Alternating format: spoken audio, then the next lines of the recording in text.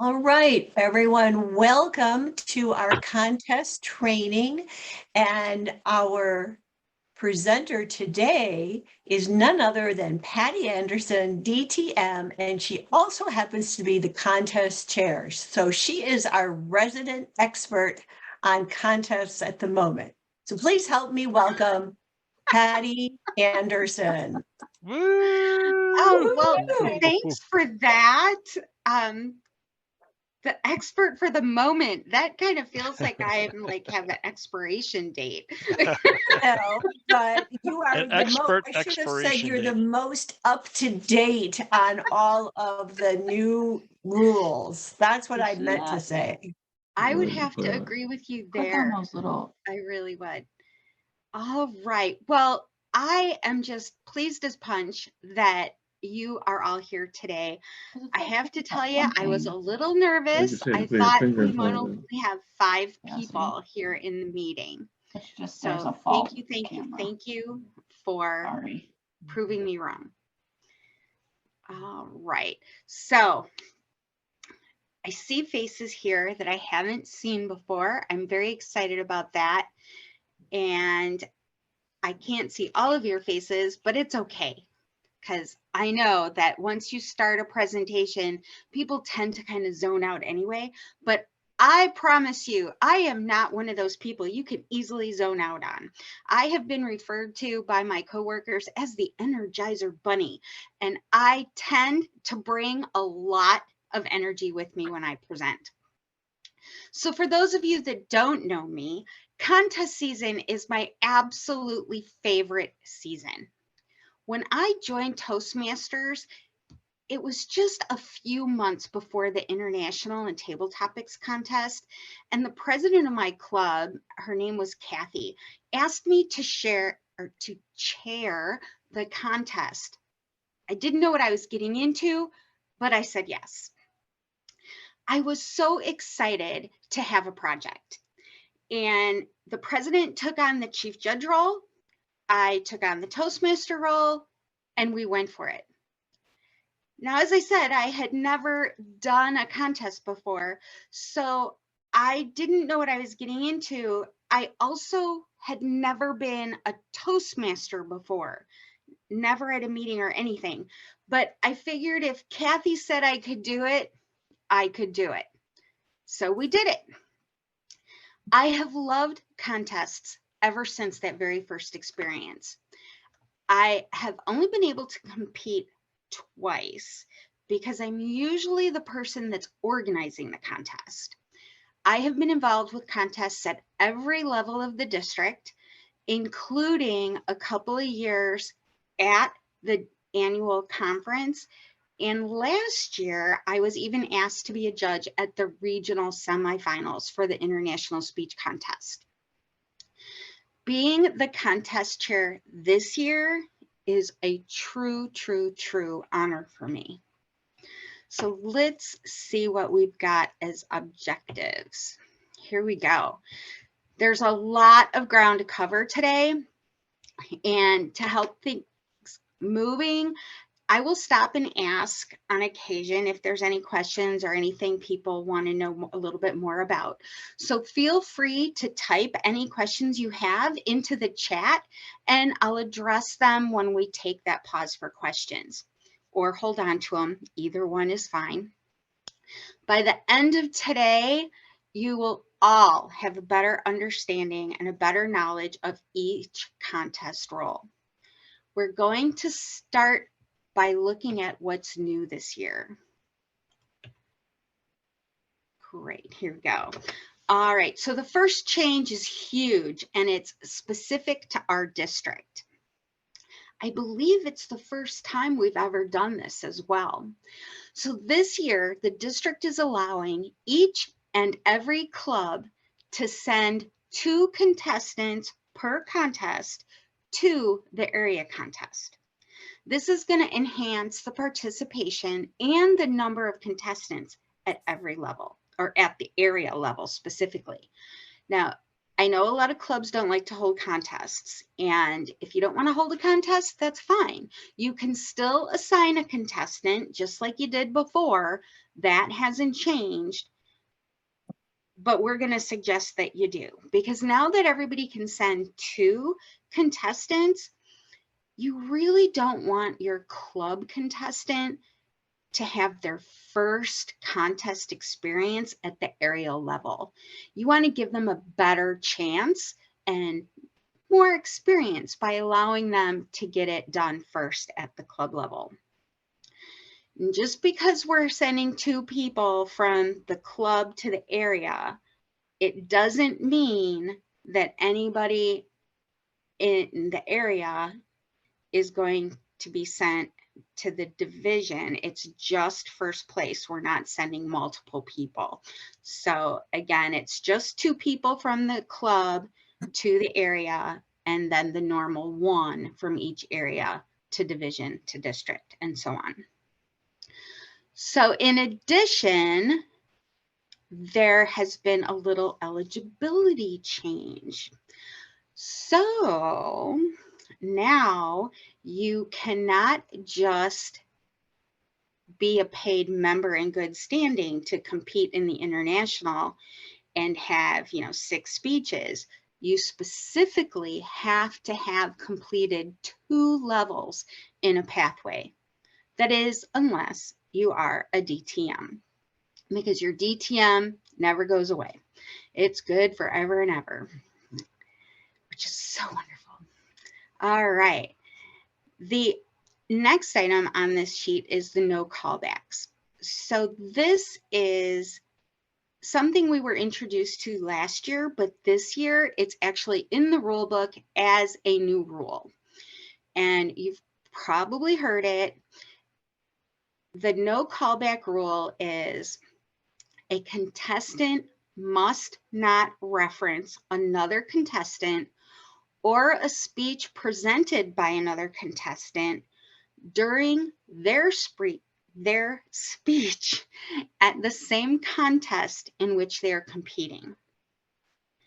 Does that make sense? Did I lose anybody? Does anyone have a question on that rule? Okay, let me look real quick. Not seeing anybody looking at me like I'm crazy. All right, good. So I guess we're good with that. Excellent. Why can I not change my slide?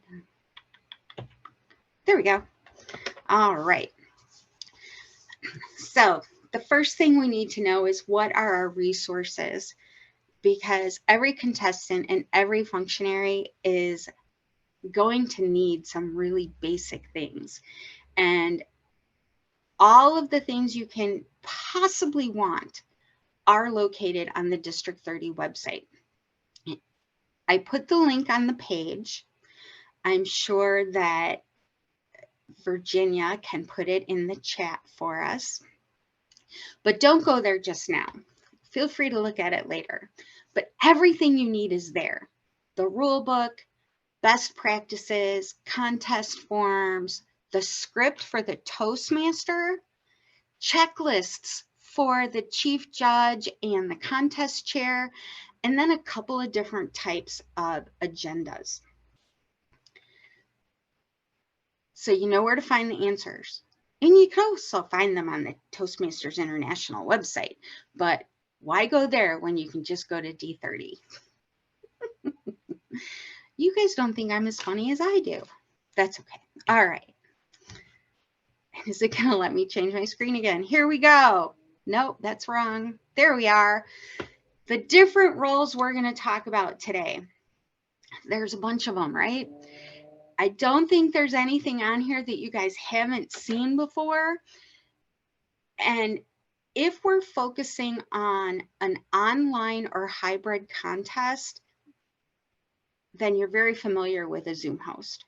But the hybrid would also need an SAA, which we will cover a little bit later.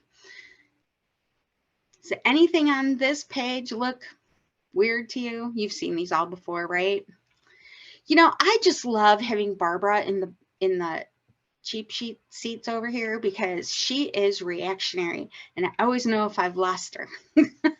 Thanks. All right, so we're going to start things off by looking at the first position with the contest. The contest chair, the CEO of the contestant side of the contest. It is their responsibility to be prepared for everything that is scheduled to happen and not scheduled to happen. That's why it's recommended that you read the rule book and review the rule book. That way you'll be prepared.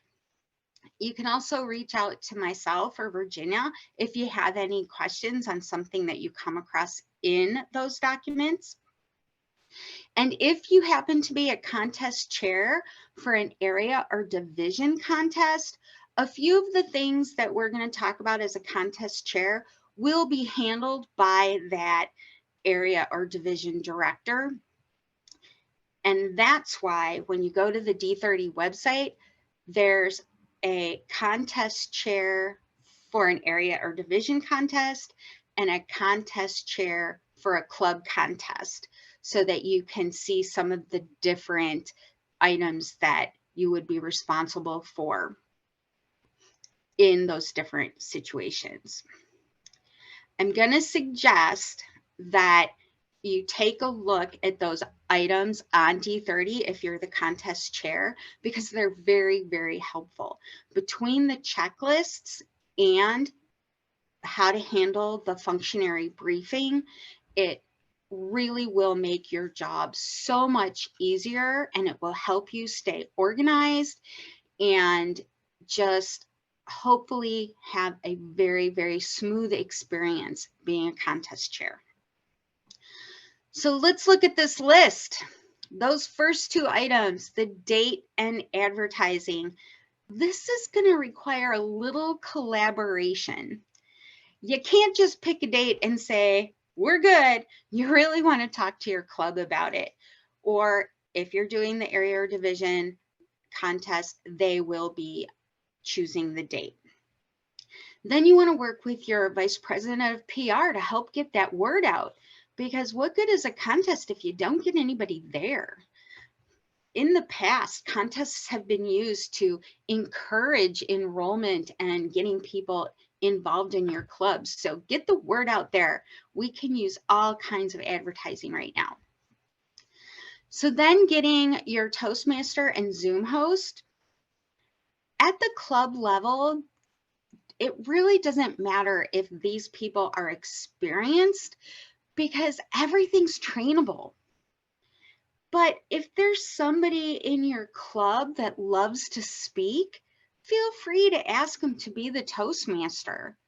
If there's somebody in your club that just really wants to get involved with Zoom, they can be the Zoom host. It's easy, and for the club, very easy to train people on it. If they do a great job at your club contest, they may even be asked by an area director to step up and be more involved at the next contest. Just a little side note there. All right. So the Toastmaster and the Zoom host.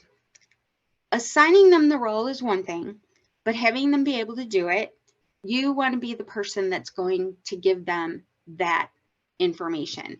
And if you personally don't have any experience as a Zoom host, find somebody that does, and you can learn together.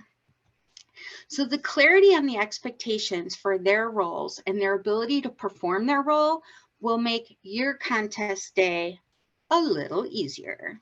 And if you're having hybrid, you're going to need 2 sergeant-at-arms as well as your Zoom hosts. But if you're only going to have a contest in person, then your Zoom hosts actually are your sergeant-at-arms.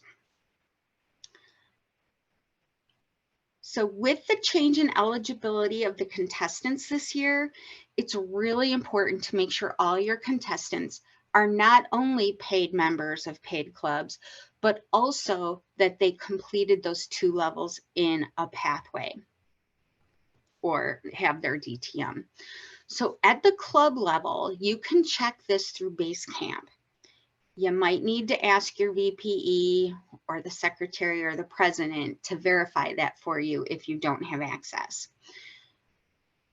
But at a contest past the club level, you probably won't have access to that information for people.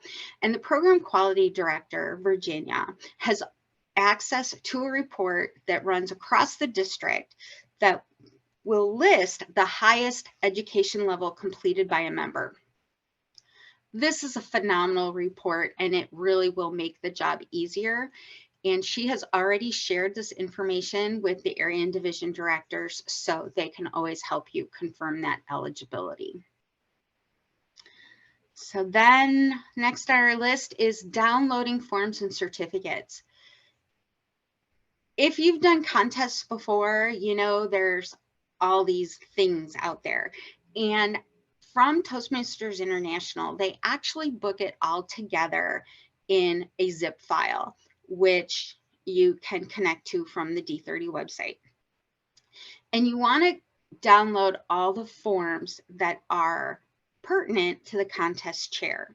So those forms would be things like contest certificates, the participant certificates, the speaker's eligibility form, the contestant profile, the script for the Toastmaster, and of course, the ever popular rule book. We love our rule book. All right. And as it says across this page, you're going to read it and you're going to review it, right? Everybody's going to do that? All right. Victor, thanks for shaking your head. I appreciate it. All right. So after you download all those forms, you're ready to arrange for the briefing, because you're going to need some of those in your invitation to the briefing. So ideally, you want to communicate when the briefing is going to be a minimum of 2 weeks before the contest. That's actually in the TI rulebook. In the invitation to the briefing, you're going to include some of those forms we just talked about. The speaker's eligibility form, the contestant profile, and the rulebook.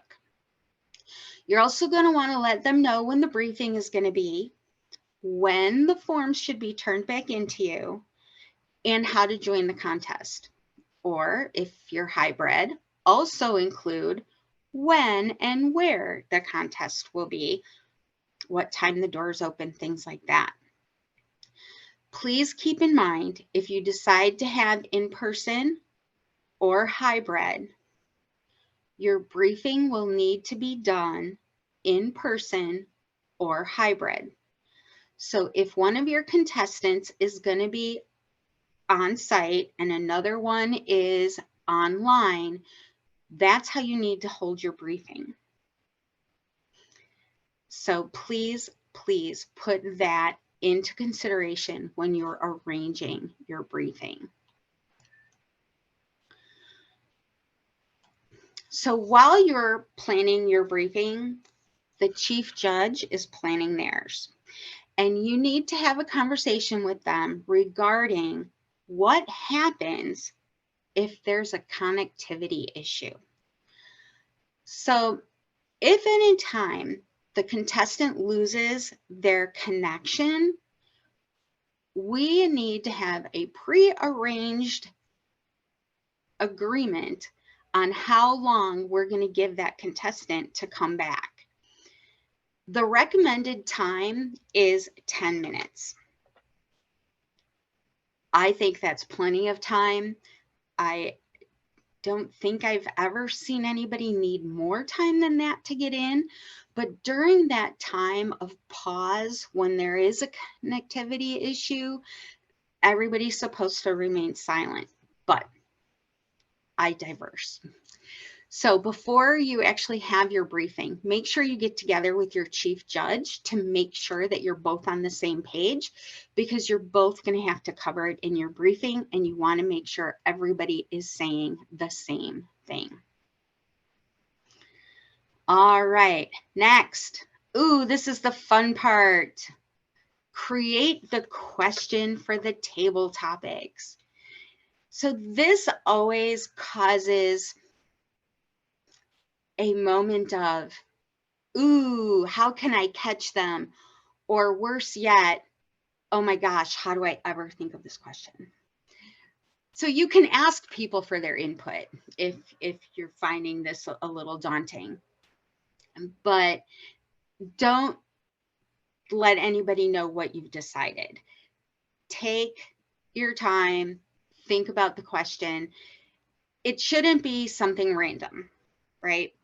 So they suggest that the question should be a reasonable length, not require detailed knowledge, and it must lead to an opinion or a conclusion. And in my experience with contests, I have found that it's also a really good idea to take into account the culture of your contestants. I've had the misfortune of asking a question that didn't even occur to me. Someone from India might not understand what I was referring to, and I felt really bad after the contest. So I'd like to spare you that and just put that out there. Another thing I have done in the past with this question is I've come up with like 5 of them and then asked one of my leaders, what do you think of these questions? Just to find out if maybe I missed a bias in the question somewhere. And then I have a couple of people's input, but I, as the contest chair, am the final decision maker on the question. And when I decide, I am not going to tell anybody about it until I brief my Toastmaster. All right, so any questions on the question? That's a fun question. We're good? Oh, wait, there's stuff in the chat. Let's see, 2 levels of eligibility, level 1 and 11, 2 from the same path. Yes, it has to be 2 levels from the same path. Thanks, Jim, for putting that in there. The district has voted to have the area and division virtual only, and the district contest will be hybrid. So that will be fun. Thank you, Virginia, for answering that. Patty, to confirm, any method they choose. Yes, the club may do any method of contest they prefer. I have both of my clubs actually have hybrid meetings, so we're comfortable with doing that for the contests, and that's actually what we're going to do, so it'll be fun. So if our club contest is hybrid, we need to have the briefing via hybrid as well. Yes, that is true. Do we do it on the same evening if they are coming in person or another night? That is totally up to you. There is no specific rule that says you have to do it beforehand, like a week beforehand or 3 days beforehand. And if you're in a hybrid situation, especially if it's not a place that you're at all the time, and I understand if you're talking about Look Who's Talking, they're even having it on a different night. You may want to have your briefing the same day, because then you can take into account any changes that might happen in the room, because you guys don't control that room. It is open for public use most of the time, right? So I would suggest the same night, but you have to do what works for your club and your members. Anything else at the moment? Okay, great. All right, so we still have a couple of things on here. All right, the agenda. I have made this really easy for you guys. So on the D30 website, there are a couple of examples of templates. There is a template to use for a virtual environment and one for an in-person environment. So both of these are Word documents that you can personalize. And when printed, the in-person version would have to be folded so that it reads like a book, because that's how it's formatted. But the one for online is a straight sheet of paper, goes right down the list of how an agenda is actually going to happen. So then you get to your briefing. Again, there is a checklist on the D30 website.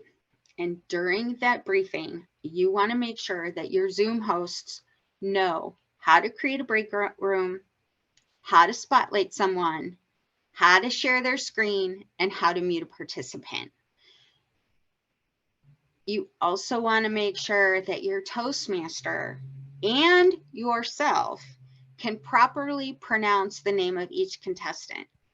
Now, I'm going to emphasize not just the Toastmaster, but also you as the contest chair, because there is nothing ruder than saying to someone, congratulations, you've won, but I don't know how to say your name. So congratulations, May Lynch, you are second place. And our first place and our first place winner today is Tom Pill. I mean, that is horrible, right? We don't want to get his name wrong. It's just not right. So the Toastmaster will say their name multiple times and need to know it. But when you say it, it's almost the most important part of the event. So please make sure that you've got their name down. And there's a lot of other things on the checklist to go over. That's why they're created. Another thing to totally make sure you cover during this is reviewing the rules, especially the callback one, because not knowing the rule does not give you an excuse to break the rules, right? You will also draw your speaking order, and you want to make sure you give every contestant the opportunity for an audio and visual check and to practice pinning the timer. Now, if you're hybrid, you've got a couple other things to add, because you now have a speaking space, and you need to make sure that when they're speaking, they're being heard by whatever audio you're using. And another thing with a hybrid contest is your judges, I'm sorry, I'm kind of getting off track right now, but your judges also need to be both online and in person. So whenever you have a hybrid situation, every role except the Toastmaster needs to be in both platforms of the contest. I hope that is really clear for everyone. All right. The other thing I really want to make sure that you guys know is if a contestant is not available for the briefing, now at a club contest, they're just not available, and that's the situation. But in an area or a division, the alternate contestant can attend the briefing in their place. The actual contestant or the primary contestant has until the Toastmaster is introduced to actually be able to compete. If they get there after the Toastmaster is introduced, too bad, so sad, you're not in, the alternate contestant is competing. However, if they're there before that introduction, they must report to the contest chair immediately. And they have to have all their paperwork turned in, and they have to agree to waive their opportunity to be briefed. Now, I know this feels like a lot of information, so I want to take another pause and just make sure everybody's good. And Joe, it's okay that you don't have video. Oh, good. I don't see any other questions online. Is there anything anybody wanted to unmute and ask? I love Joe's. Sorry, I have a question. Please. So you said create a question for table topics. What kind of questions? Well, I'm going to suggest you don't ask a question like, if you were any color, what color would you be? Though that is an appropriate question because it requires you to have an opinion. But you go to the table topics at your club meetings, correct? Mm-hmm. So any question at all that is something that will cause the contestant to have an opinion or give their, excuse me. Oh, I'm losing my voice. Oh my God.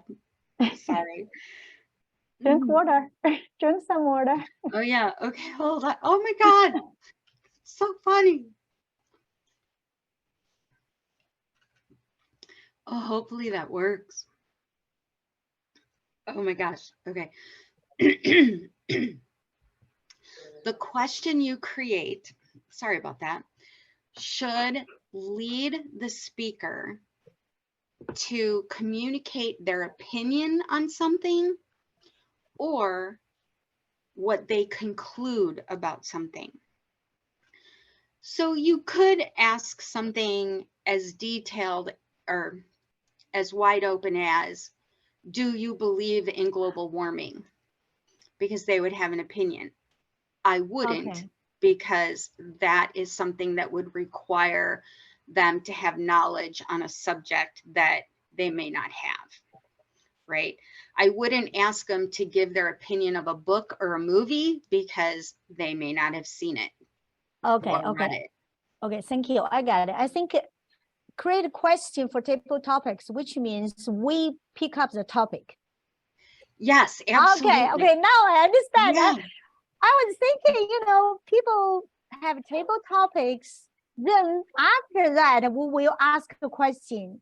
So I was thinking, what question we can ask for after table topic? Oh no, I'm sorry. Okay. It's the question for the contest. So all of your contestants get the same question. Okay. Now I understand. Sorry. Okay, so you want to make it a good one. Absolutely. I'm trying to. Okay. Thank you. That's May. That's why the other contestants cannot be in the room. And why the question is kept secret so that they don't know ahead of time. Yeah, so they come in, once they have answered the question, they can stay in the room, but you have to have a separate room. If it's a hybrid or Zoom, you have to have a breakout room. Okay. If it's in person, you have to have another room for them to go to so they don't hear the question and the answer. So it's a little different than at the club. Okay. So that's actually the topic we picked up for contestants. Correct. Okay. Absolutely. Okay. Thank you. I get it. Sure. And one of the things on the checklist is giving the final question to the Toastmaster. And I think it's very important that you give the question to your Toastmaster before the contest. It doesn't need to be 2 days before the contest, but at least 15, 20 minutes, maybe even a half an hour, maybe at the briefing, because it is their job to make sure they deliver that question in the exact same way to every contestant. And if they just open it and read it, the chances of them being able to deliver that question the same way 2 times in a row to each contestant, it's a small chance that they'll be able to do that. So let them look at it, practice it before the contest starts. The table topics is actually the first contest that you hold, and the international speech contest would be second. That was a question in the chat. All right, so any other questions on what you do before the contest starts? Can I ask you a quick question, Patty? Absolutely. So if we're doing a hybrid contest and if we checked ahead of time and all the functionaries are going to be in person, do I still need to have a Zoom host and a Zoom co-host just in case at the last minute somebody can't make it in person, they're not feeling well and they call in via Zoom and then we have to do the breakout rooms and then you need a second person kind of helping with all the logistics of the Zoom piece? Okay, I want to go back to the beginning of your question. Did you say all your judges are planning on being there in person or your contestants? I was more thinking about the judges. Well, Okay, so if you have a contestants in both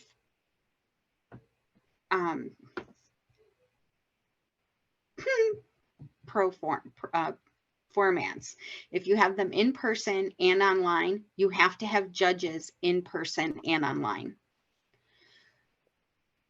what? So Doesn't for your area, Susan. Oh, no, it's all club. I'm just Zoom. talking about club. I'm only You're focused talking on about club. club. Okay. Yeah. Club right now. Like if right now, I think everybody's planning to be there in person. awesome. But you know, you don't know. The last minute, somebody could maybe Well, not that's feel well. true.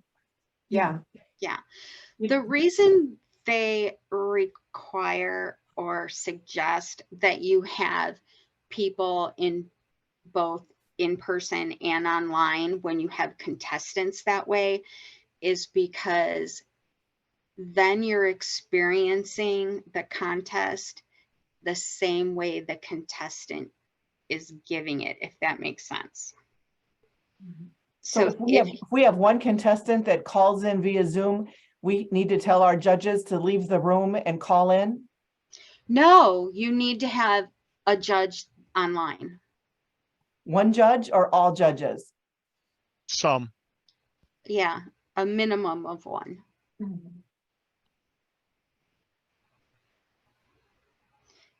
And you would need to have, if it's only international speech, you don't have to worry about the online breakout room. If it's table topics, then you need a Zoom host in the waiting room and you need an SAA on site. A suggestion, Susan, if you may want to have extra judges available, and maybe if all your contestants and everybody ends up being exactly like you planned and everybody's there in person, great, you go with your A team. But if you have a situation where it changes in the last minute and you have a couple extra standby judges that happen to be online and doing virtual, well, then you're ready. You just substitute out some of the people that were going to be there in person. You could just say, you could set on the side and we'll take the online people instead. That way you're covered both ways. So that's your plan B. Okay. Just a thought. Same thing, you can have a Zoom host on standby. Okay, I thought I saw somebody's hand up. No? Okay. Just a quick question. Would it be possible if the judge was actually in person, but they have a PC open or laptop open, where they're dialed into Zoom as well? Would that qualify also as an online judge if there was an online only contestant? Probably if they went to the other room. You don't want to be, you could be online, but if you're not listening via your monitor, you don't have the same effect. So yes, if they grab their PC and walk to another room and they're separate from the live experience, then that would probably qualify. Okay, thank you. Or they could have a headset or an earbud listening in privately. Yeah, it would really be better to have the experience not on a phone, because you're now judging a contestant on a screen that's this big. Yeah, I didn't say phone, I said laptop.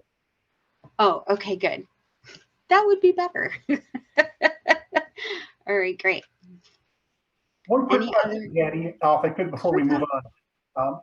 I was hoping with this contest to do the international speech first to remove that pressure and get more of those speakers to do table topics second? Is that rule, table topics has to go first, a firm rule, or is that just a recommendation? Hey, Tom. Yes. It's your club contest, right? Thank you very much. Okay. I You have know- a couple questions. Okay. One is you were saying who's eligible on the contestant level for the contest. Is there a club level you have to be, like so many paid members, that sort of thing? Well, every contestant needs to be a paid member of a paid club. Okay, So but if, yeah, yeah, but is there a threshold where you have to have so many paid members in your club before they could compete? 8. 8. Yeah, a club in good standing has 8 paid members. Okay. And the other thing is, who could be a judge? We used to have judge training and things like that in this district. I don't know what we're doing. We are going to cover that in a couple of slides. Okay. That's great. Glad that you're looking for those answers. Mhm. I have a question. Could you please share the website you mentioned with all the rules and the resources? Thank you. Yeah, it's the District 30 website. And let me get the link for you. One moment. Here we go. Uh-oh, Back I a lost couple the slides. chat. Where's You can the go up chat? a couple of slides on that one slide. But then I can't put the link in there. Okay. Oh my gosh, okay. I don't have access to it anymore. Oh my gosh. Where'd the meeting go? Virginia, can you put it in there in the chat? Oh, there it is. I found it. Okay, got it. So crazy when you lose a screen. Okay, Sorry great. about Thank you, because I couldn't find it through the main page. Well, if you're on the D30 site, you need to go to education and training, and then there's contest updates. Oh, I see. Thank you. Thank you. Sure. Okie dokie. All right, so we're ready for that contest to start, right? Well, during the contest, these are all the things you get to do. And you actually have it easy once the contest is getting there and ready to go. You just got to make sure everything's ready to open the door early, whether it's the actual door or the Zoom meeting. And you've already put the agenda together, so now you just have to put it on the table or put it in chat. Of course, if you're putting it in chat, you might need to do it a couple of times. The other thing you want to do is help with the dignitary list, because no one person knows everybody in the district. And it's always great to check to see who's there so that you can say, hey, and give them their moment of recognition at the beginning of the script. Oh my gosh. Okay. The big thing you want to do is make sure that you stay focused and listening in on the speeches, because if there's a protest later, the chief judge could ask you to share your input. And if you're not listening and you didn't hear what they're protesting, that could make it a little difficult. The other thing is that as the contest chair, if you're online and you're listening and this guy is not coming through and you can't hear him, you can actually interrupt them as the contest chair and give the contestant time to reconnect. But if you're going to do that, it's important to know that, one, you're interrupting them, and this could really mess with their mojo, but they will need to know where they were interrupted. And if you don't know what they said, it's going to be really hard for them to figure out where they're supposed to restart. Interrupting someone is really something we try not to do, but if a judge can't hear them, they're not going to get very good marks on the ballots. And that also really isn't fair. So use it only if you need to, but make sure that you are sure of where you're interrupting them. And you're not the only person that can do this. The chief judge can also interrupt a contestant if there are a lot of issues with the connection and the judges are complaining. So I know that kind of sounds a little new to a lot of people, but in the world of connections and internet issues, I think it's an important thing to discuss. So after you have been notified of the winners, you're going to create the winner certificates, unless you've asked your chief judge to do this. And if you're sharing the screen or you've asked the Zoom host to share the screen, someone needs to share those certificates, the participation certificate during the interviews, and then the winner certificates when we're announcing the winners. So before you actually announce the winners, you want to make sure that you make all of your announcements, all of your thank yous, all of your congratulations, anything that you want to say, because once you announce the winners, the contest is over. You adjourn the meeting, you're done, it's a wrap, yay you, the contest is over. But I want to warn you, and we had this happen last year. If the contest chair, for some reason, reads the results backwards, the chief judge will interrupt you during the announcement, I hope, because they need to be announced correctly. If they aren't, and you've adjourned the contest, your first place winner actually took third place because you got it wrong. And that's really a rotten thing to do to a contestant. So please make sure, as the contest chair, you're reading the results form correctly, and nobody will interrupt you. It'll be great. All right. So any questions on this slide? Good question, comment. Okay, Jim. I thought that it may be that the contest chair may defer to, in the case of an area or division director, they may defer to them to actually announce the winners. Absolutely. But you worked that out in advance. Absolutely. And I believe I mentioned earlier that if you're the contest chair for an area or division contest, that the checklists on the D30 website will show the differences. And that's actually one of them, that the area director or the division director may want to actually do the announcements.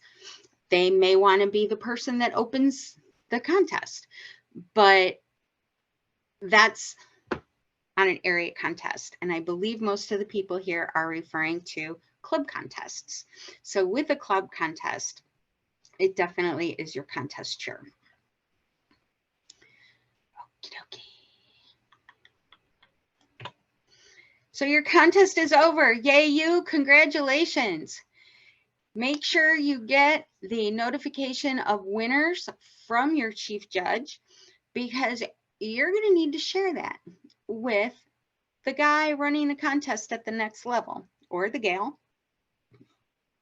You also probably want to share it with your area director, and you want to make a copy of it, because those things seem to disappear a lot. Emails get lost, forms get misplaced. So please have a copy of it somewhere where you know where it is, so that we know who's going on to the next level of competition. And then please take a moment to send a personal congratulations or a personal thank you note to everybody that was part of your contest.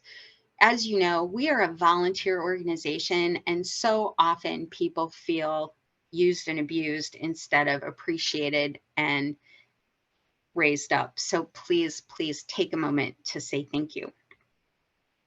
So that wraps up the contest chair role. Any questions?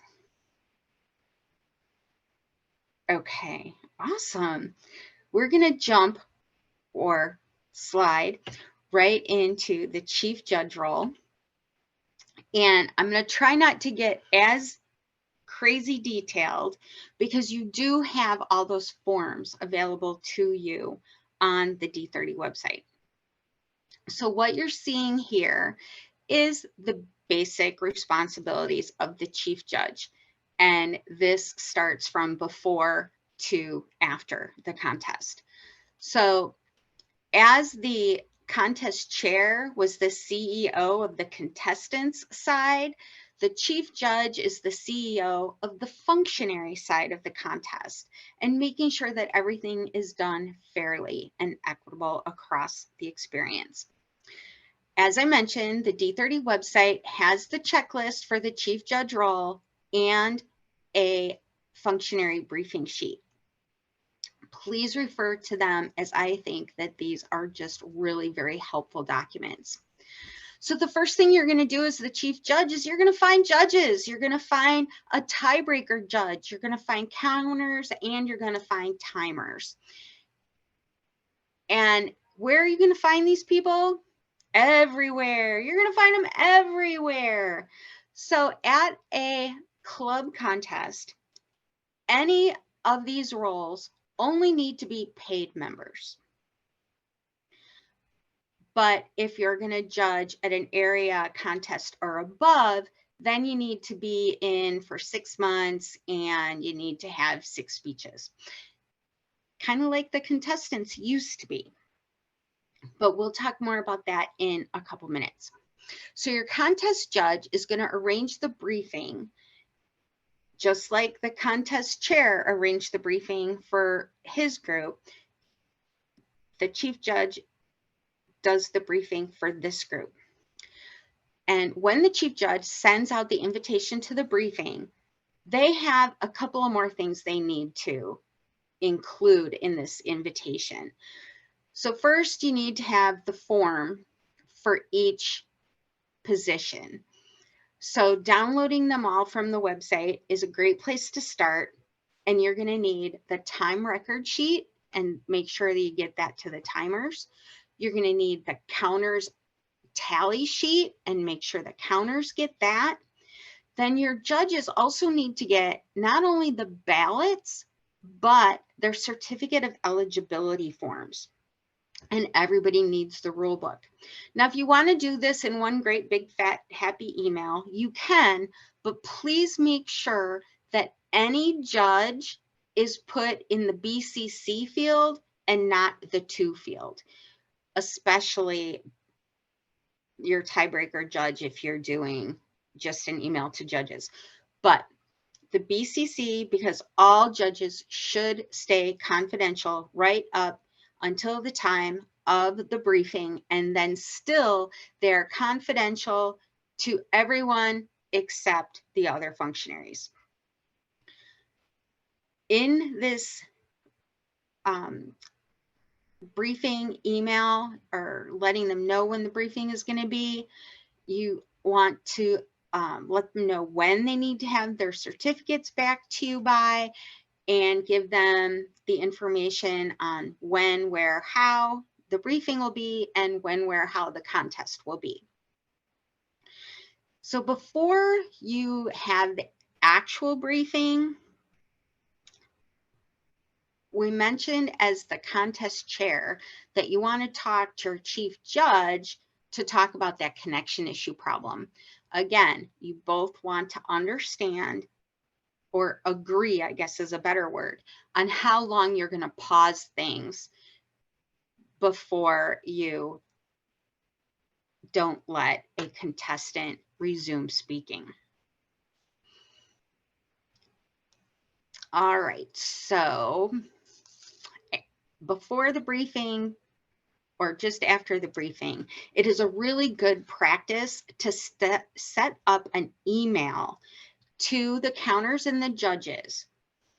But the judges, again, will be blind copied. But you're going to set this email up so that the judges can easily just do a reply all, attach their ballot, and hit send. And then the counters and the chief judge have the ballots. It's just a really easy, simple way to get those ballots collected. Hopefully you've all seen that done before. Please remember, at the briefing, the tiebreaker judge does not attend. Nobody's supposed to know who this person is except the chief judge and, of course, the tiebreaker judge. So their briefing should be separate, and they also get a special ballot, which we'll look at in just a moment. At this briefing, you also want to make sure that everybody knows how to do their job. Just like at the contestant briefing, we wanted to make sure the Zoom hosts knew what they were doing. So do the timers know how to work the signal lights? Has there been a decision as far as who's going to be the chief timer and who's going to be timer number one? The chief timer is the official record keeper, and timer one is responsible for timing lights, but we'll cover more of that in just a slide or two. And then make sure you explain to everybody how that email works. One of the things that many people do for contests is they change their name. So maybe it says counter Patti Anderson. Please stress to your judges, they should not change their name or add judge to their screen name. Then you want to go over the rules with them, the values of being a judge, and how to fill out the ballots. During the contest, you want to be the best listener in the whole contest. Because not only are you going to have to answer if somebody has a protest, but if somebody loses their connection, you get to remember what the last thing was they said. And when they reconnect, you get to tell them where to start back up. So please stay as focused as you can. I know sometimes it gets hard when you're not actually filling out the ballot, but those judges are going to refer to you if there's any problem. So you're going to collect the ballots. They're all going to come to you by email. You're also going to get the tiebreaker judge ballot, and you're going to get the chief timer record sheet. And once you have all of these, you get to unmute and tell the Toastmaster that you have all of these things, because otherwise they're just going to be sitting there in silence waiting for you. And sitting there in silence, as you know, can just really feel like it's a lot longer than it is. So hopefully everybody will be able to use that return email really quickly. You'll get your results really quickly. So once you have the ballots and you've been sent to the breakout room or have moved yourself out of the room to have your counting session, you want to make sure everybody's coming up with the same results for the contestants. And we'll go over that in a minute when we look at the forms. If there's a protest, you must address this before you finalize anything. The ballots can be completed as is because those scores are not going to change. That's fine. Go ahead and complete that part. But then you have to address the protest. And as the chief judge, the first thing you're going to do is you're going to talk to the judge to find out what's the protest. If it is in fact something that can be protested, you then need to call in all of the judges and also let the contestant give their opinion or let them address what they're being charged of. If you have a protest, you cannot finish the ballots or the results until you've completed the protest. And let's say everything's good, no protest, yay. The next thing you're going to do is make sure none of the scores are tied. If they are, that's when you use that tiebreaker ballot. And then you look at the timing sheet to see if anybody was disqualified on time. Let's see. And we've already discussed if somebody is reading the announcement incorrectly, you have the right to interrupt and let that be corrected, because as stated before, once the contest is adjourned, you can't change anything. And just make sure you get that results form and the notification of winner form to your contest chair. So you wanted to know about judges. Who's eligible? Well, at the club level, you just need to be a paid member. You don't have to have any specific experience behind you. You just need to be a paid member. And I actually did attend a club contest where they just had a coworker come in and be a judge, and I was floored. But anyway, you have to sign the eligibility form, and the eligibility form says, I am a paid member. So that was a little disturbing to me, but anyway. So at an area, division, or district contest, you do need to be a paid member for 6 months. And as I stated, you need to complete 6 levels in the legendary system or 2 levels in any path. So on the sheet, the judge's eligibility form, it also covers the ethics of a judge. And I think these are pretty important because Toastmasters International has a very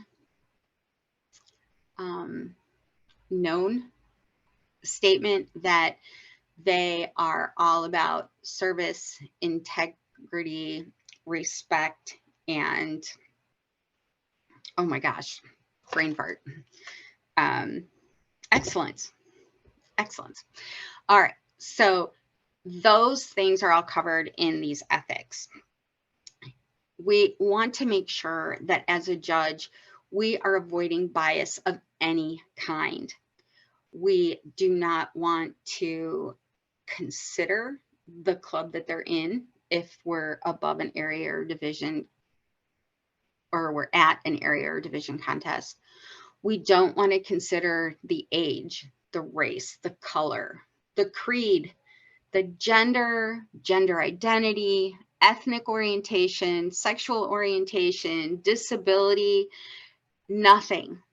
This is simply on their presentation. We also, as judges, will do our best not to pay attention to the time, because that's not what our job is. That's the job of the timer. And this is why the contestants pin the timer before the Zoom host spotlights the contestant, because then the timer is pinned only for the contestant and not for everyone attending the contest. The other thing you want to remember as a judge is your role, it's confidential. You want to refrain from any public criticism of the contest or from sharing your scores or where you put a contestant in the rankings. And if you're at a division or district contest, you cannot be a member of a club of any of the contestants. Just one little thing. You also probably don't want to be married to them or be dating them, things like that. So, all right. That's ethics. Patty, I have a question. Well, I have an answer. As the confidentiality one, I missed this maybe. Everybody's in the room for the contest and the judges are in the room too, right? Yes. And yes. And they're going to I'm the chief judge. They're going to give me how do they give me their ballot? I'm missing something here from a confidentiality and a logistics standpoint. Okay, you're having an in-person contest? We're having a hybrid. Okay, great. So what you will do is those judges in the room, you want to give them an envelope and they're going to put the bottom half of their ballot. Well, we'll discuss that part in a minute, yeah. But the counters in the room will actually very discreetly walk around the room and slide that ballot off of the table or reach for it kind of low. I mean, it does seem a little silly sometimes, like, oh, come on, you know what's happening, especially if you've been to contests before. But the object is not to draw a lot of attention to yourself in the process. One of the other things that is often done to kind of help hide who the judges are is to put ballots out for anyone that's going to be in the room. That way, a lot of people are writing down and putting numbers on sheets, not just the judges. And it just kind of helps keep their identity a little okay. more private. Okay. So, does that help? So do your best to be confidential, as much as discreet as you can. Okay, that's helpful. Absolutely.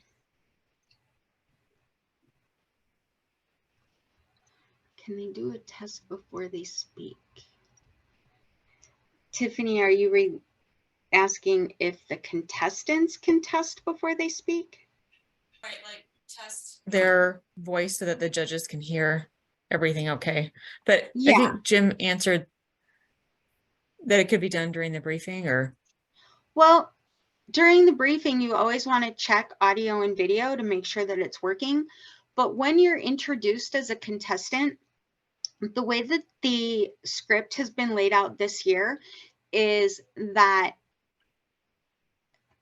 we'll do table topics. So the contestant comes into the room, they're muted, their camera's off, and then after the minute of silence, the the Toastmaster is going to say, contestant number 2, can you see and pin the timer? Now at that time, each contestant will turn on their video, so we'll be able to see them, and then they're going to have to respond. And in that timing, we will know if there's a problem. And there is time right then and there to adjust the situation. If the Toastmaster doesn't hear them respond, could you please unmute is a really good thing to say, you know, or I'm sorry, your video's not on, anything at all to correct that situation at that time. The reason we're doing it this way is because when you introduce a contestant, you basically say their name, state the question twice, and say their name again. And it just kind of breaks up the flow if you introduce them and then say, hey, can you see the timer? So we've just kind of rearranged that a little this year to help with the flow. That makes sense. So they can't just nod their head. You have to actually hear them say yes or no. Okay, thank you. Absolutely. All right. So, oh, next page. All right. So here's a good look at a ballot, and this particular ballot is for the International Speech Contest. And this is your tool of fairness.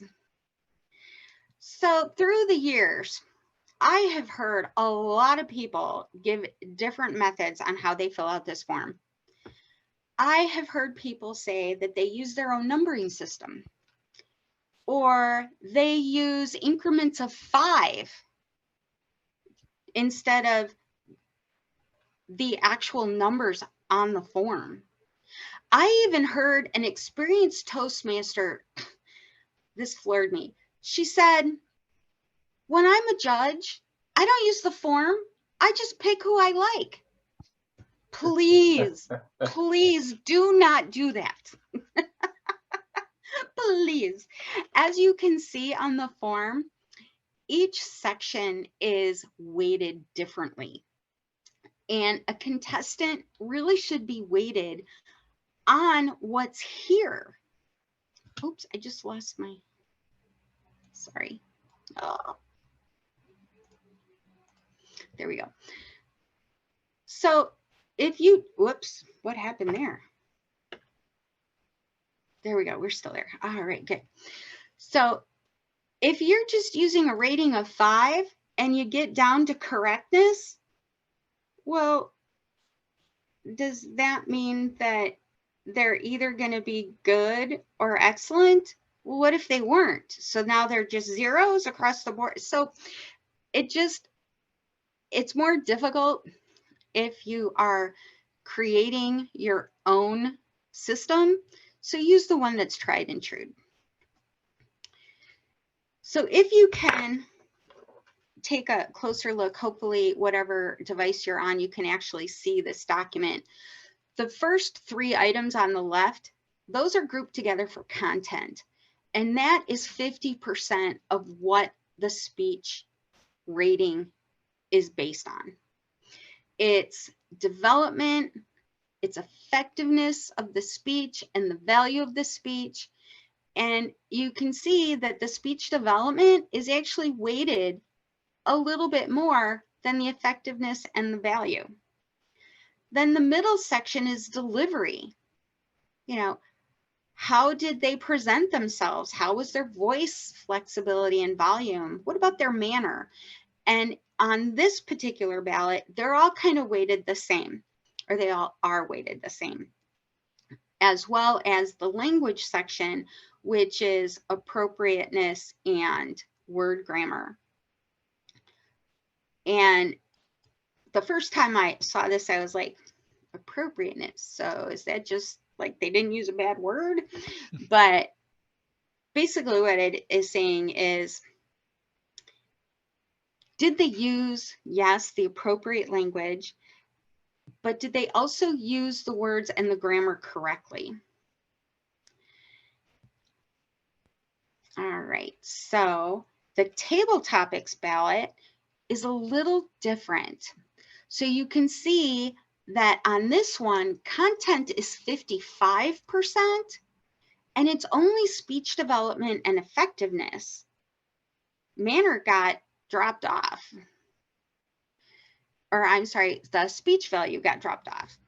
And the middle section here is physical and voice. This is where manner got dropped off, and that's 30%.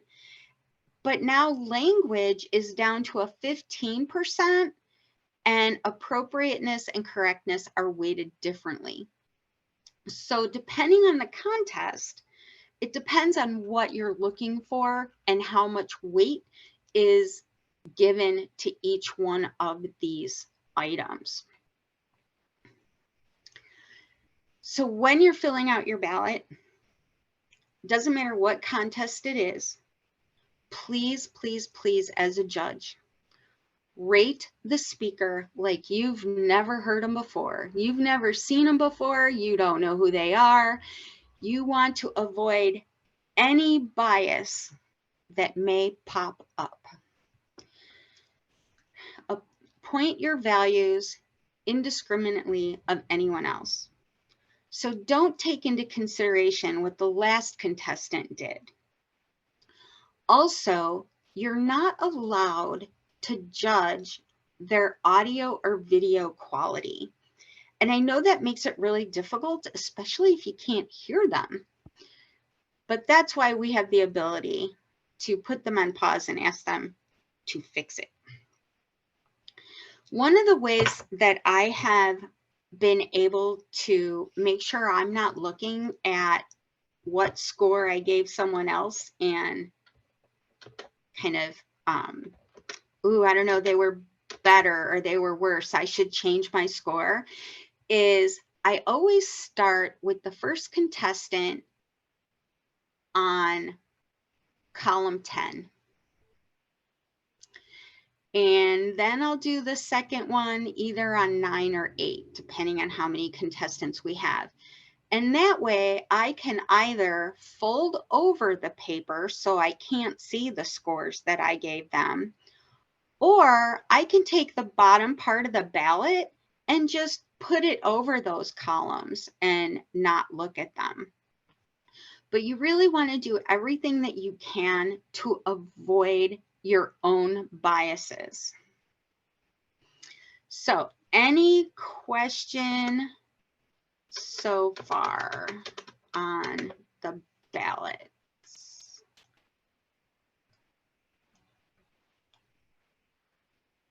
Nope, we're good. Excellent. Okay. Perhaps remind them that they need to sign it and add Oh, up their don't get score. ahead of me, Virginia. Okay, but I've gotten some that were disqualified. Okay, so, oh, you can't see it. So this is the back of the contest ballot, and it gives you specific criteria for each section. So development, do they have an engaging, open body and conclusion? Do they have supportive examples or illustrations to back up those things? Are they effective? Now, this one is the one that can be subjective to each judge, because it's asking you, how did this speech come across to you? Did it hold your interest? And now that a lot of what we do is virtual, you really can't look at how did it affect the audience. It's really a much more personal decision, unless, of course, you're in hybrid or in person. And the speech value, as I mentioned, this is only part of the international speech. Did they say something meaningful? Was the idea important? It doesn't say that it shouldn't be humorous. It's just asking, was there a purpose to what they were talking about? And then delivery. You know, these are the basic things we work on at all of our meetings. You know, how did we present ourselves? Was there vocal variety, pitch? Did we use all of those fun things? And then in the international speech, the manner is the indirect revelation of the speaker's real self as the speech is delivered. The speaker should speak with enthusiasm and assurance, showing interest in the audience and confidence in their reactions. And I just think that one is, wow. I mean, the first time I read it, I was like, what? Okay, great. So language, we mentioned, is it appropriate? Did they pick the right words? Did the words relate to the speech purpose and to the audience hearing the speech? And that it should promote clear understanding of thoughts and should fit the occasion precisely. And the correctness of language is the listener directed toward what is said, not how it is said? Proper use of grammar and pronunciation. So if while you're listening to a contestant, you feel that their speech is more than 25% of somebody else's material, you're going to want to protest that speaker. If you feel they referenced another contestant from the contest, you may want to protest that individual on your ballot. So when you do that on your ballot, well, yeah, when you notify the chief judge, you also probably want to notify the contest chair, just so they now know this could take a little bit. So when you're complete with the ballot, you're going to fill out the bottom portion. And this is the part that gets turned into the counters. Oh, that's the back for the table topics. You can see how they're different. So this is a ballot. This is the bottom part of the ballot. And in order for this to be eligible or effective, be good, you need to sign and print your name on the bottom of the form. Another thing you need to do is make sure you only have one name on each line.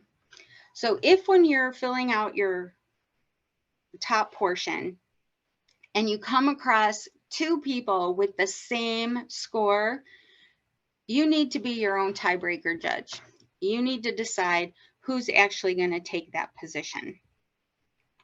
Now, if you're the actual tiebreaker judge, your ballot's going to look a little different. This is the tiebreaker judge. Now, as you can see, their ballot has a lot more places on it, a place for every contestant. And that is because as a tiebreaker judge, you need to put every contestant in the place that they ranked on your ballot. Now, the reason we do this is because if when the counters end up with a tie, the chief judge is going to use this ballot, and that is the only time this ballot is used.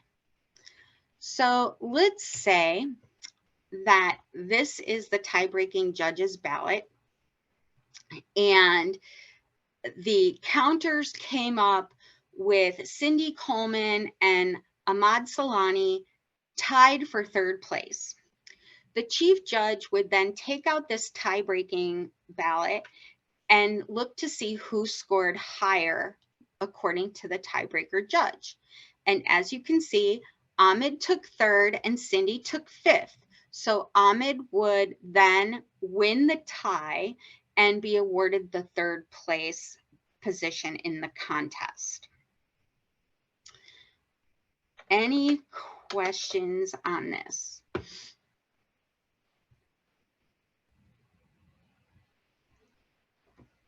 Okay, great.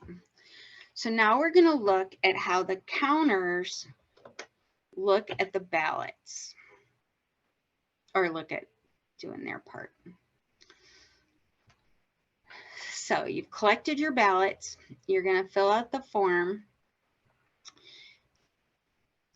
As you can see, the top row says name of contestant, and the name of the judges goes down the left side. Now you can put the name of the judge in before you get to this part, and you can put the contestants across the top.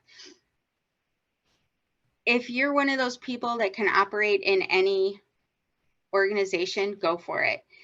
If you need things to be a certain way, I'm going to say don't do that. I'm the kind of person that, okay, my first ballot is this. I'm going to put the name of the judge and the contestants that they voted for. So you could tell on the previous form that, oops, oh no. Okay, first place gets 3 points, second place receives 2 points, third place receives 1 point.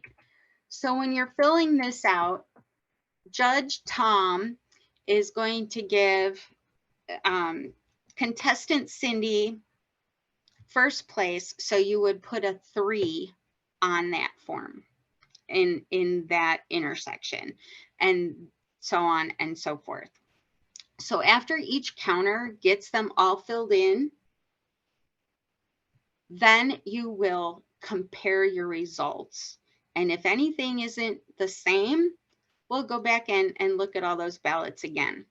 If you're in person, it's suggested that one person read the ballots, the other person write them, and then you switch and have the person that was reading check the sheet and the person that was writing now do the reading.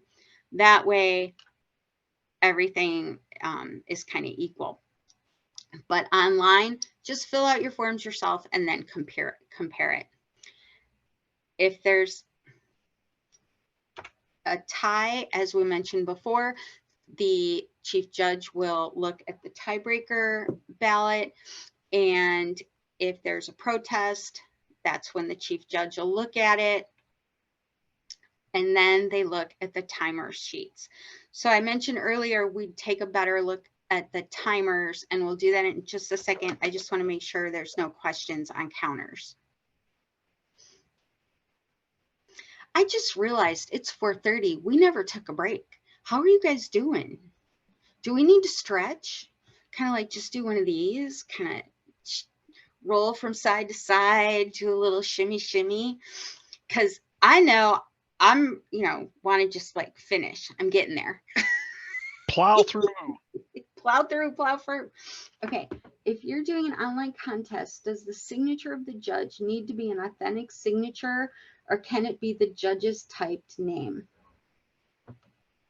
Well, that depends on if their Adobe will let them do that, I suppose. I'm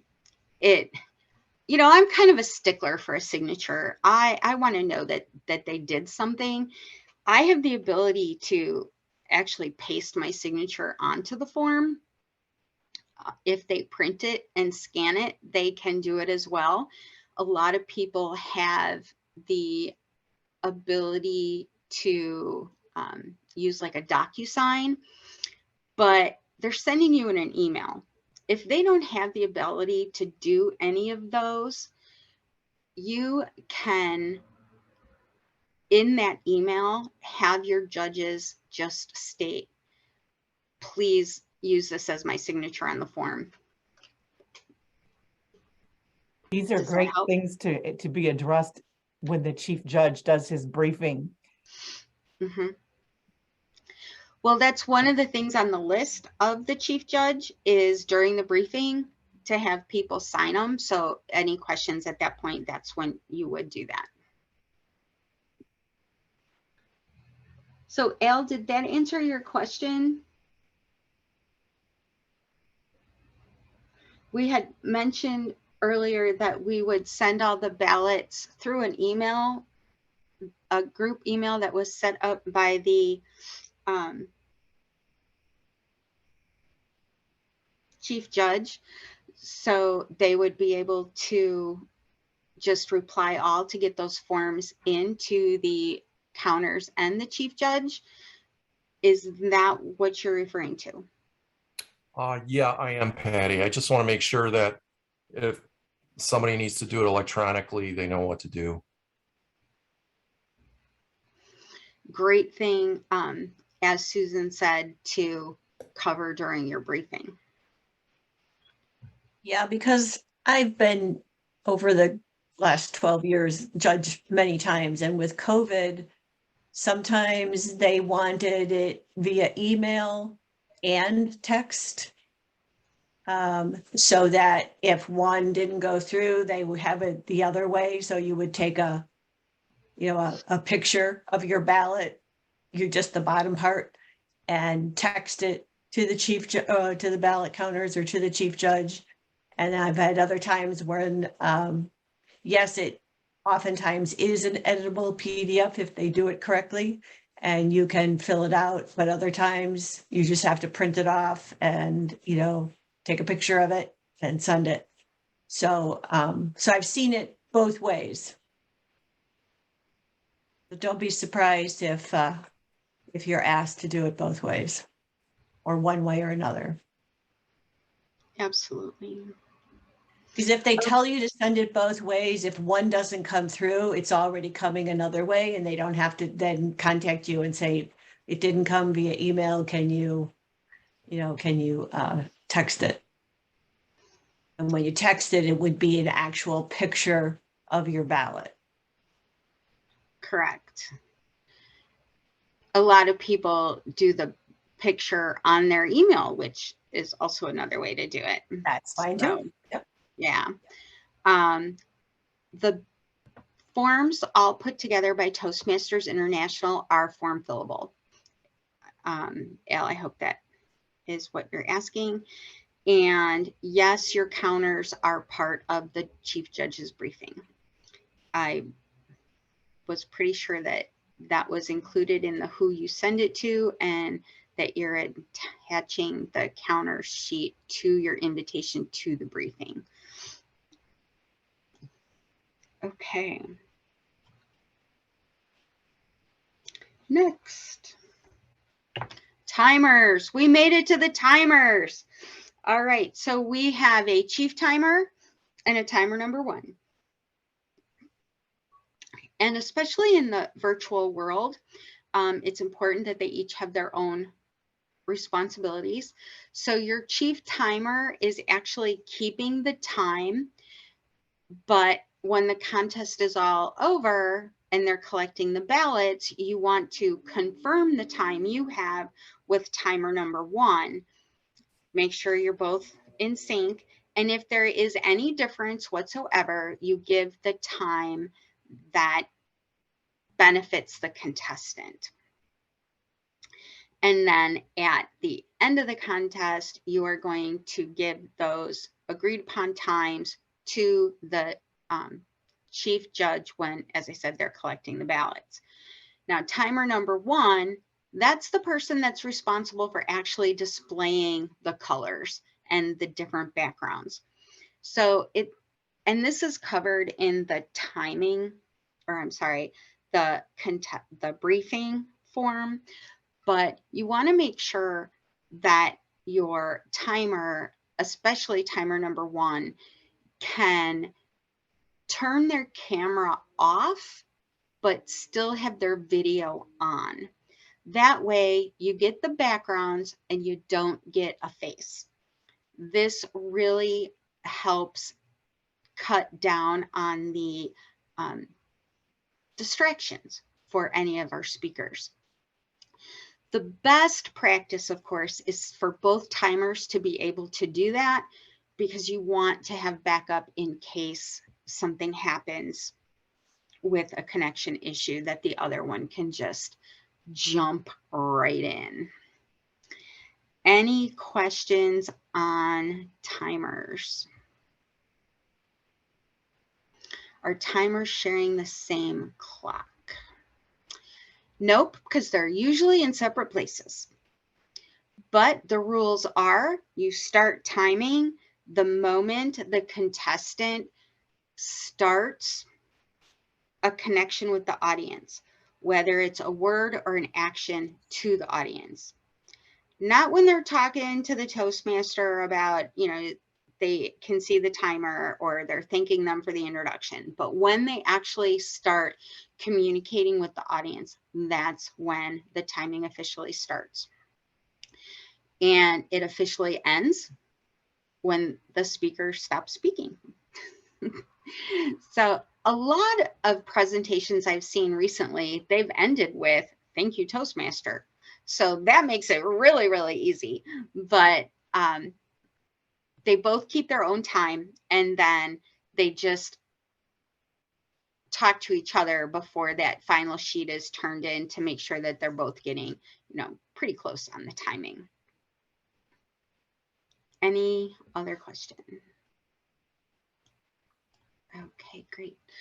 So next we're going to talk about Zoom hosts, and I know that this is Jim's favorite subject.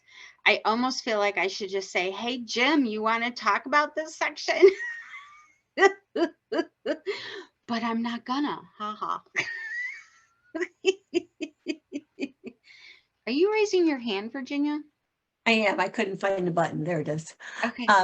I just did want to add that if there is a difference between the two timers, the rule book says it goes in the favor of the contestant.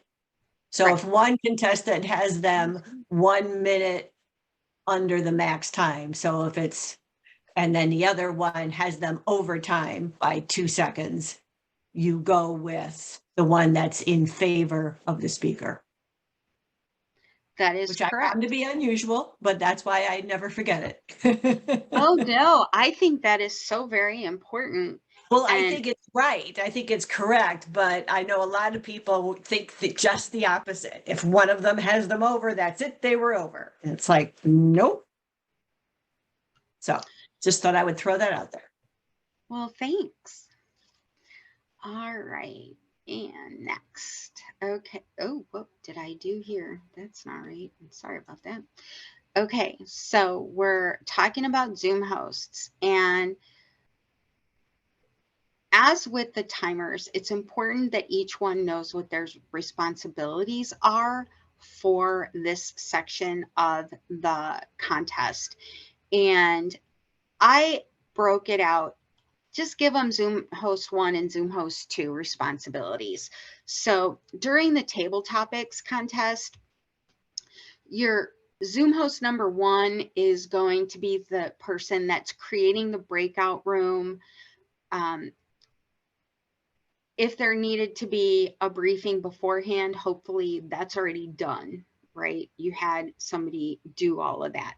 So this breakout room is simply for the contestants to go while they're being held for their time to speak.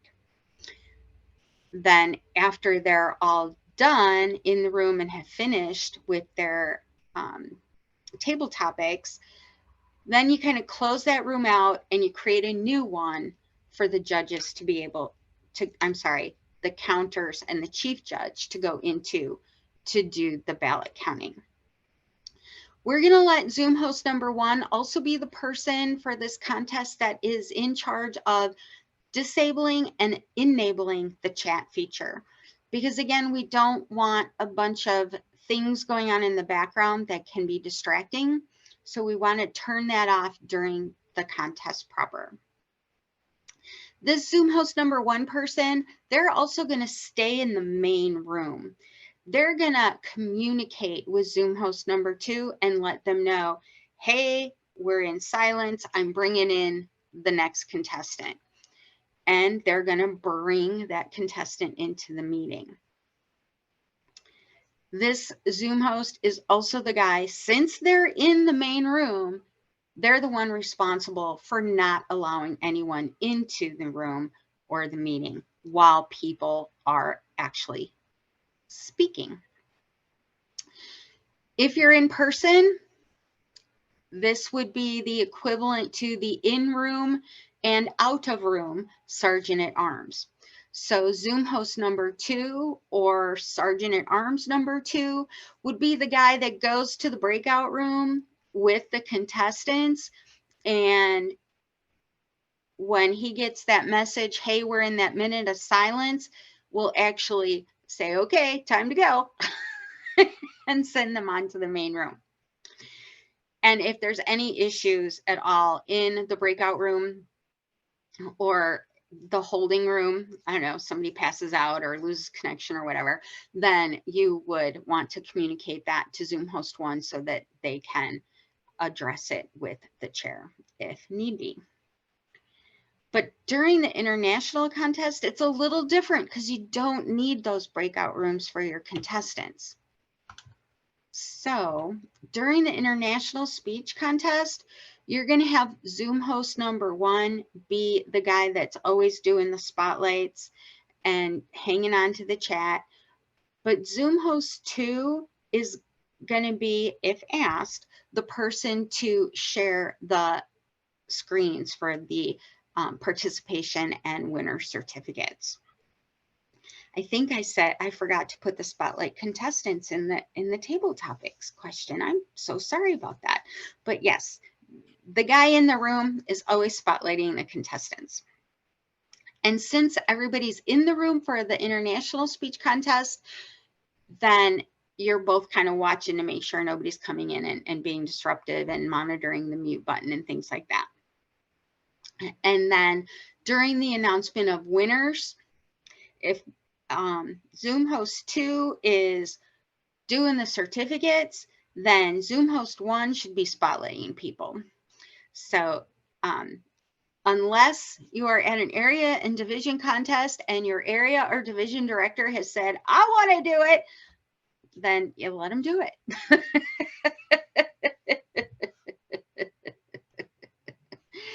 So whenever there's a breakout room, please make sure that they are set up to be assigned manually and to be closed manually. You don't want to set them up so that they just automatically close at a certain time, because I don't know what happens if you had to pause the contest and it's 10 minutes and you only set up the room for 15 and oops, here comes all the contestants. So that's not a good situation. Let's not do that. So both your Zoom hosts should be able to let people into the meeting. They should be able to create the breakout rooms. They should be able to spotlight a person, mute attendees, and of course, be able to share their screen, because you never know if somebody's going to lose their connection and you need to step it up a little bit. Did I miss anything, Jim? Yes. Oh gosh, what did I miss? Interviews. The interviews. Did I not put that on here? No. No. I thought maybe it was next slide. That's why I waited until the end. No, you're right. Wait. Get another slide? Oh, spotlighting the contestants for the interviews? Oh, I guess in the interviews, yeah. Usually, and in that case, usually I spotlight both side by side, the interviewer and the person being interviewed. So it's a side by side. There's an option for that. That is absolutely the best way to do it. And thank you for putting that out there. Patty, in the past, I always had the Zoom host too prepare the dignitary list because they're letting people in. And so, and then at the last minute, we have them give it to the contest chair so they can, or Toastmaster, whichever one, whoever's going to announce them. But I always thought the Zoom host too prepares the dignitary list. No? That it can work for you. Absolutely. Yeah, we've done that in the past, but yeah, it doesn't have to be. A lot of it depends on, do they know the people entering the room? Right. I mean, if I had my choice of the person checking off the dignitary list, it would be the district director. Because they're going to know those names when they see them pop in instead of having to look down that list, you know. Mm-hmm. And when I was the district director, I still missed a couple, but you know, you need to assign the person to that task that is either going to be very familiar with that list or already knows a lot about the list or how to find people on a list. And even if they don't get everybody, you always throw out there, did I miss anybody? And give them a chance to speak up. Yep. Okay, so we are, oops, that wasn't a good thing. All right, so we are on our last roll of the contest, the Toastmaster. So we may be talking about the Toastmaster last, but the Toastmaster is so, so important to your contest. I often think of them as the face of your contest. So the first thing your Toastmaster is going to want to do is prepare something motivating to start the contest, to get people energized and ready to go. You should be very intimately familiar with the contest script, especially above the contest level. It's put together to help keep the contest moving, to keep it on task and to not let it get away from you. And also to keep it fair to all of the contestants. So please review the script multiple times. There are parts of the script where you can actually fill in things. Of course, if you have 10 contestants, they won't all fit. But anyway, so review the script, prepare how you want to open it. And when you're at the briefing, we mentioned earlier, make sure you know how to pronounce people's names. And you might even want to make sure you can read the form, because if they did it in, you know, handwriting, you may not be able to read what the title of their speech is. And that's really important for an international speech contest. And this is when you're going to get the order of the speakers. So it's real important that you're paying attention to that. And while you're at the briefing with the contest chair, ask them, hey, who's going to be making the announcements for the break? That's something you can put into your script so you'll know what to say when you get to there. And confirm who's going to be sharing the participation certificates during the interview section. You also want to review the profiles and see what on there is something you might want to talk about during the interviews.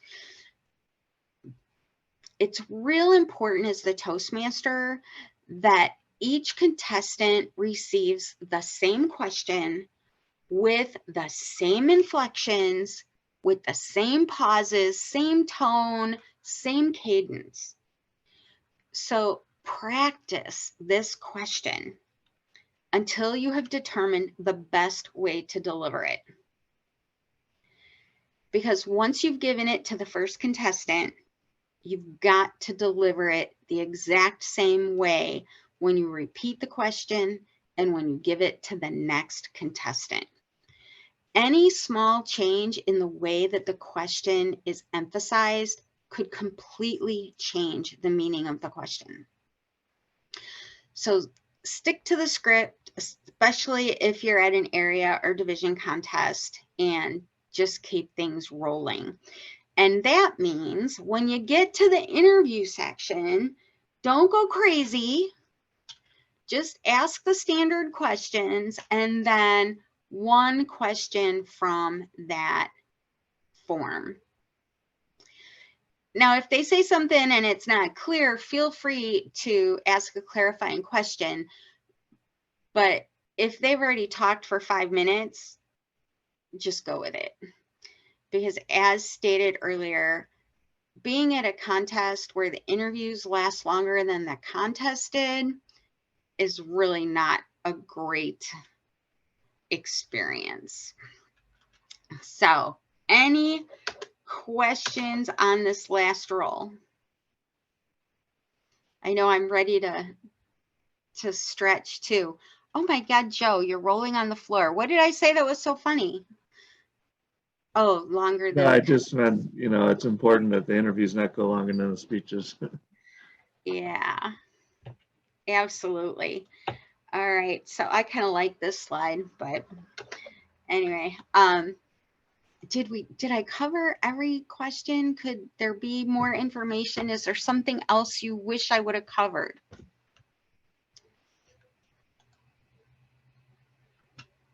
Silence. 2 hours is too long to sit here. They're ready to go. What'd you say, Virginia? I said that could be.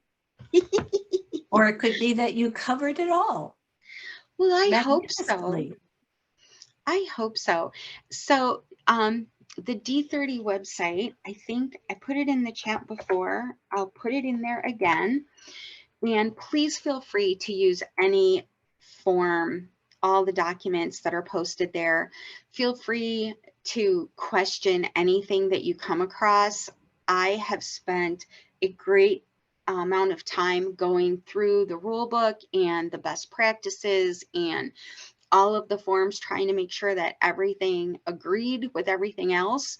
So if you find anything that doesn't seem right to you, please feel free to reach out. And this is how you can find me. Thank you for coming here today and not letting me talk to myself. I appreciate it. Well, thank you so much, Patty. In case you didn't know, Patty had to actually create all this herself. There's no standard presentation from Toastmasters International, and she really did read all of the rule book and all of that. We had a lot of interesting chats and back and forth about, have you ever seen this before? Have you ever heard of this? So I really, really appreciate that you were so thorough, Patty, and that you took the time to put this together.